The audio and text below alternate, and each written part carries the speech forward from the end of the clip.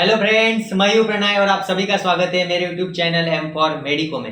तो आज अपन देखने वाले histology of the large intestine. अपनी जो है ना हिस्टोलॉजी सीरीज अभी तक यानी अपने क्या देखा, histology of the small intestine यानी ड्यूडेनम देखा, हिस्टोलॉजी ऑफ द स्टमक देखा, यानी जितने भी यानी इंपॉर्टेंट थे अपने हिस्टोलॉजी के उतने अपन यानी यूनिवर्सिटी के लिए अपन ने प्रिपेयर कर रहे। तो आज अपन देखने वाले histology of the large intestine, यानी लार्ज इंटेस्टाइन में आपको कैसे क्या स्ट्रक्चर रहते हैं, कौन से सेल प्रेजेंट रहते हैं, तो इस वीडियो में आज अपन देखने वाले। तो जैसे मैं आपको ऐसे डायग्राम निकाल के देता हूँ, वैसे आपको डायग्राम वहाँ पे यानी आपकी यूनिवर्सिटी के पेपर में यानी निकाल कर आना है। और उसके बाद में अपने को जैसे नोट्स प्रोवाइड करता हूँ, ये नोट्स यानी आप सभी को यानी अच्छी तरीके से वहाँ पे पॉइंट वाइज यानी आपको लिख कर आना है। तो आज अपन देखने वाले histology of the large intestine. लेकिन इसके पहले अगर चैनल को आपने सब्सक्राइब नहीं किया होगा तो उसको सब्सक्राइब करो और नोटिफिकेशन बेल यानी ऑन करके रखो, क्योंकि यानी जब भी मैं वीडियो अपलोड करूंगा यानी आप तक यानी आ जाएंगी। तो आज अपन देखने वाले histology of the large intestine. चलो तो वीडियो की शुरुआत करते हैं।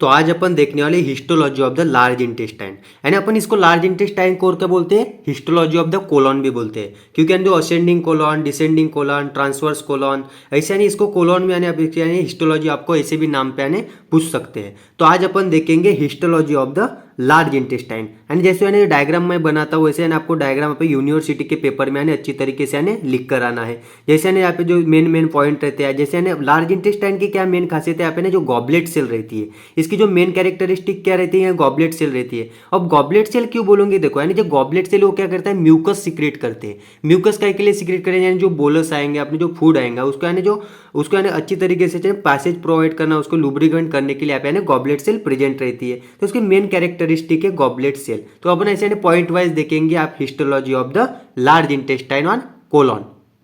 तो सबसे पहले अपन क्या देखते हैं, आप सभी को पता है इंट्रोडक्शन। तो इंट्रोडक्शन में क्या बोलता है, large intestine is a situated between ileum and anus, यानी जो अपना इलियम और एनस रहता है, अपने जो पार्ट रहता है डाइजेस्टिव सिस्टम और ट्रैक का, वो जो सिचुएटेड कहाँ पर है, अपनी लार्ज इंटेस्टाइन इलियम, यानी जो लास्ट पार्ट रहता है अपने स्मॉल इंटेस्टाइन का, वहां से अपनी लार्ज इंटेस्टाइन शुरू टूवर्ड द एनस।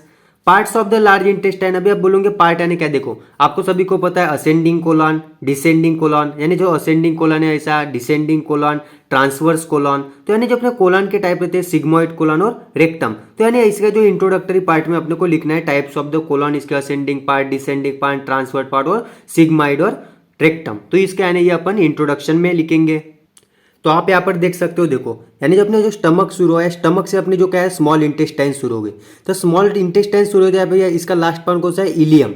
जैसे इलियम इसका स्मॉल इंटेस्टाइन का लास्ट पार्ट, यहाँ पे क्या होता है ये असेंडिंग कोलन। आप देखते हैं असेंडिंग कोलन यहाँ से शुरू हुआ, असेंडिंग कोलन के बाद ये क्या हुआ, ट्रांसवर्स कोलन शुरू हुआ, और ट्रांसवर्स कोलन के बाद ये डिसेंडिंग कोलन, और डिसेंडिंग कोलन के बाद ये सिग्मोइड कोलन, और सिग्मोइड कोलन के बाद यानी ये ऐसा रेक्टम। तो ये अपनी जो स्मॉल ये लार्ज इंटेस्टाइन है ऐसे यानी अपने को इसकी पूरी यानी हिस्टोलॉजी देखते हैं। तो ये इसके यानी सभी अपने लार्ज इंटेस्टाइन और कोलन के यानी ऐसे यानी पार्ट है अपने लार्ज इंटेस्टाइन के। उसके बाद में अपन क्या देखते हैं, स्ट्रक्चर यानी हिस्टोलॉजिकल स्ट्रक्चर वहाँ पे क्या प्रेजेंट रहते हैं। देखो तो सबसे पहले क्या बोलता है, large intestine contain no villi. अब बोलोगे स्मॉल इंटेस्टाइन थी, वहाँ पे विलाई प्रेजेंट थी, यानी जैसे स्मॉल यानी आप यहाँ पे देखोगे क्या, यहाँ पे यानी ऐसे स्मॉल यानी ऐसे विलाई देख रहे थे, लेकिन यहाँ पे विलाई प्रेजेंट नहीं है। तो बोलोगे सर यहाँ पे स्मॉल इंटेस्टाइन में विलाई प्रेजेंट रहेंगे लेकिन लार्ज इंटेस्टाइन में विलाई प्रेजेंट क्यों नहीं रहेंगे। देखो जो अपने स्मॉल इंटेस्टाइन रहती है उसका जो मेन फंक्शन रहता है वो क्या रहता है, एब्जॉर्प्शन ऑफ द फूड।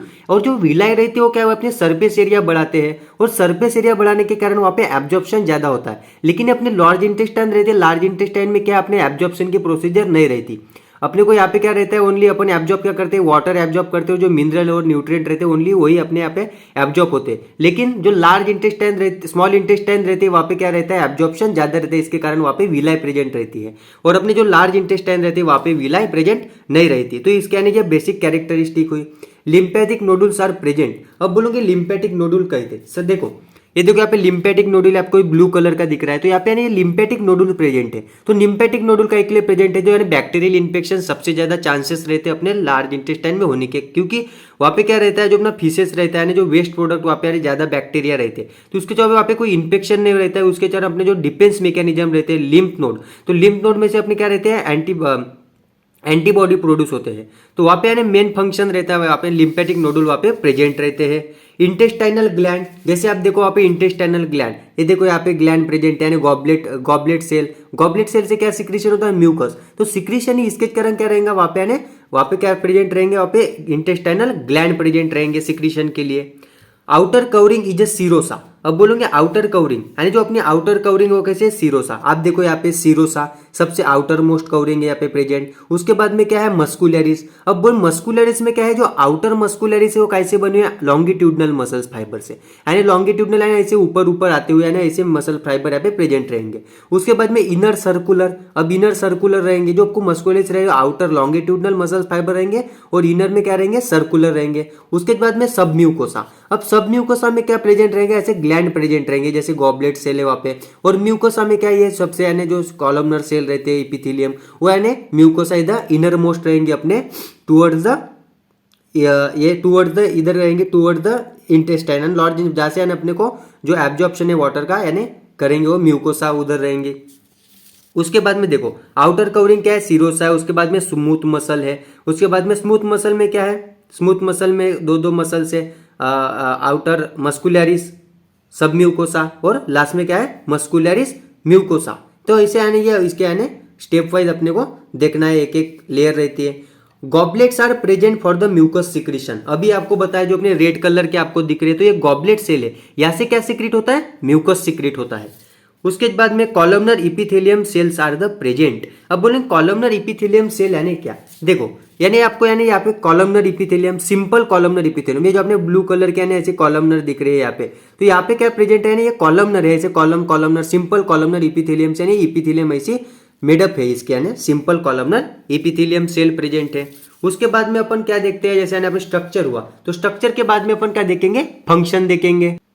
उसके बाद में अपन देखेंगे फंक्शन। तो सबसे पहला फंक्शन क्या है, absorption of water and electrolyte. अभी आपको बताएंगे जो मेन फंक्शन क्या रहता है लार्ज इंटेस्टाइन का, absorption of the water and electrolyte. क्योंकि जितना भी अपने को वाटर एब्जॉर्ब रहता है, सबसे ज्यादा वाटर एब्जॉर्प्शन कहाँ से होता है, अपना लार्ज इंटेस्टाइन से होता है। एब्जॉर्प्शन ऑफ द वाइटामिन्स, यानी कुछ इसी में थोड़ा परसेंटेज में वाइटामिन्स का भी यानी एब्जॉर्प्शन यहाँ पे होता है। Forming and proliferating the faeces toward the rectum for the elimination.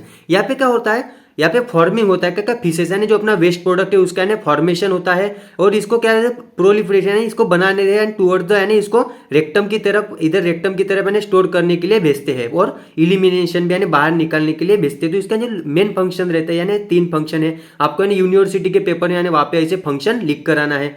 उसके बाद में अपन क्या देखते हैं, क्लिनिकल एनाटॉमी।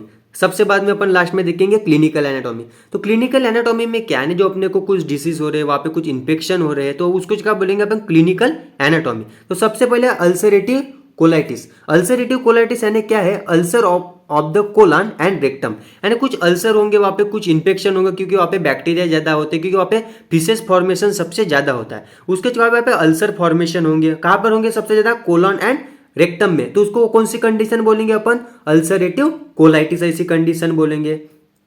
कोलियोरेक्टल कैंसर। अब बोलेंगे कोलियोरेक्टल कैंसर यानी क्या, अपने जो कोलन है और रेक्टम है वहाँ पे कैंसर सबसे ज्यादा अपने को मिलता है। अभी बोले अनकंट्रोल ग्रोथ होती है टिश्यू की, क्योंकि वहाँ पे ज्यादा इन्फेक्शन रहता है, ज्यादा इन्फेक्शन होने की चांसेस बहुत ज्यादा रहता है, क्योंकि वहाँ पे फिशेस फॉर्मेशन रहता है। अपने रेक्टम में ज्यादा टाइम तक अगर कोई फिशेस यानी अपने जो वेस्ट मटेरियल वहाँ पे स्टोर करके रखेंगे, तो वहाँ पे ज्यादा यानी कैंसर होने के चांसेस रहते। तो उसको कौन सी कंडीशन बनेंगे, कोलियोरेक्टल कैंसर ऐसी कंडीशन बोलेंगे। उसके बाद में अपन ने स्टेप वाइज अपने को जैसे यूनिवर्सिटी के पेपर में लिखना है, स्ट्रक्चर, उसकी क्लिनिकल एनाटॉमी, उसके फंक्शन। उसके बाद में अपने को जो अपनी डायग्राम है, हिस्टोलॉजिकल डायग्राम, मैंने आपको कैसे क्या बनाने में आपको बताता हूँ। सबसे पहले आपको मिजोथीलियम सेल निकालना है अपने लास्ट में, ये आउटर मोस्ट है। ये देखो ये सबसे आउटर मोस्ट है और ये इनर मोस्ट है, यानी जहाँ से एब्जॉर्प्शन होगा। एब्जॉर्प्शन कहाँ से होगा, यहाँ पे ऐसे ये सरफेस एरिया पर थोड़ा बढ़ाने के लिए ऐसे यानी प्रेजेंट रहेंगे यहाँ पे सेल्स, जो कॉलमनर इपिथेलियम रहेंगे, यहाँ से वाटर और मिनरल्स का जो है ना यहाँ पे एब्जॉर्प्शन होगा, वाइटामिन्स का। उसके बाद में अपने को गॉबलेट सेल दिखाना है, उसका मेन फीचर रहेगा। यहाँ पे गॉबलेट सेल के पास में क्या रहेंगे, थोड़े थोड़े ब्लड वेसल्स प्रेजेंट रहेंगे, आप सब देखो ब्लड वेसल्स प्रेजेंट है। उसके बाद में आपको कहा मस्कुलरिस लेयर दिखाना है, आउटर कौन सी है, लॉन्गिट्यूडनल है, और इनर कैसी है, सर्कुलर है। तो देखो ये गॉबलेट सेल कैसे सर्कुलर रहेंगे, तो आप ऐसे ध्यान में रखोगे कि इनर कैसी है, सर्कुलर है। उसके बाद में अपने को नर्व्स, यहाँ पे नर्व दिखाना पड़ेगा, नर्व फाइबर आपने, और इसका आउटर मोस्ट कौन थे, सीरोसा, और ऐसे ना आपको यानी हिस्टोलॉजिकल यानी सिंपली यानी आपको निकालना है। और सिंपल कॉलमनर इपिथेलियम से यानी बने होते हैं, लिम्फेटिक नोडुल्स प्रेजेंट रहते हैं, गॉबलेट सेल, लैमिना प्रोपेरा जो पीला कलर की पीले यानी आप दिख रहा है येलो कलर के आपको, तो ये है लैमिना प्रोपेरा। तो ऐसे आपको यानी हिस्टोलॉजी के वापे यानी अच्छी तरीके से निकल के आना है। तो ये हुई अपने histology of the large intestine और कोलॉन। तो अपने को यूनिवर्सिटी के पेपर में ऐसी हिस्टोलॉजी पॉइंट वाइज और वहाँ पे डायग्राम निकाल कर यानी अच्छी तरीके से लिख कर आनी है। तो इसके बाद में मैं मिलता हूँ कुछ न्यू वीडियो में कुछ न्यू इंटरेस्टिंग टॉपिक के साथ। तब तक के लिए मेरे चैनल एम फॉर मेडिको को सब्सक्राइब करो और शेयर करो towards the needed student. Thank you.